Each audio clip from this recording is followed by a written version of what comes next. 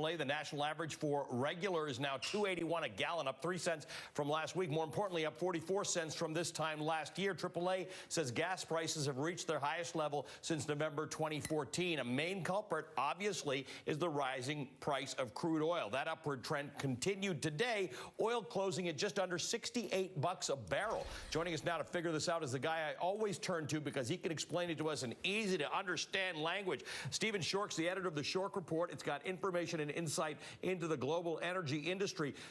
Stephen, is this here to stay? Are we seeing oil prices that are going to continue to go up? We're at the peak right now. We're quickly approaching the peak, Ali. We have to keep on.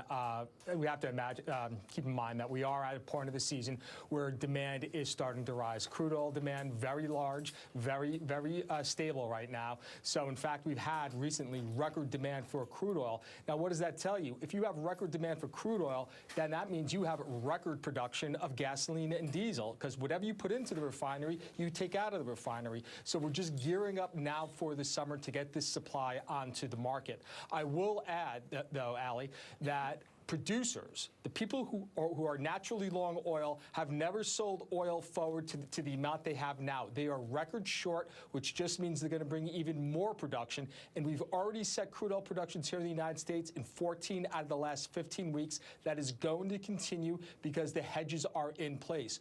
Who's been buying all the oil? Yeah. Well, of course, it's our friends on Wall Street. It's speculators. They're driving this market higher. This is now a market over the last $5 that's being driven by geopolitical fears. There's a risk premium being priced in.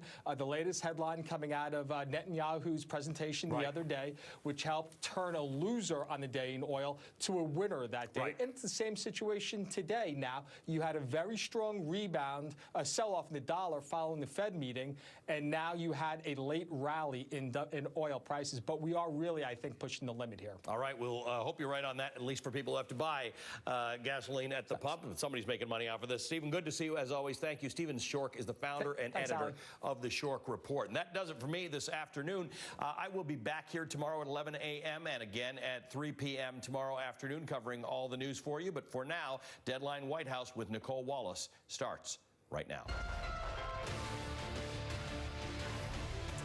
Hi, everyone. It's 4 o'clock in New York. We have breaking news on the president's legal battle with special counsel Robert Mueller and new details about the team that's being assembled to aid him in that fight. The New York Times breaking the news this afternoon that veteran impeachment lawyer Emmett Flood has joined the White House to help defend the president in the Mueller investigation, and that Ty Cobb